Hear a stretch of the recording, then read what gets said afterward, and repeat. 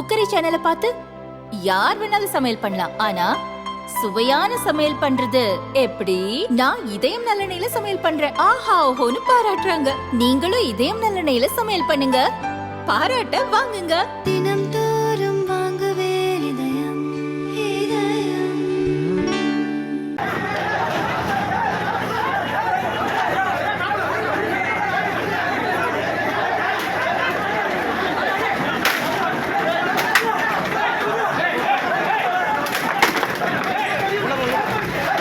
ராமநாதபுரம் முதுகுளத்தூர் பேரூராட்சியில் புதிதாக சந்தை கட்டிடம் கட்டப்பட்டுள்ளது. இங்கு ஒவ்வொரு வாரமும் வியாழனன்று சந்தை நடக்கும்.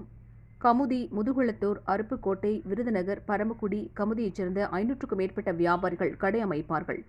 புதிய சந்தை கட்டிடங்களில் கடை நடத்த பேரூராட்சி சார்பில் ஏலம் விடப்பட்டது.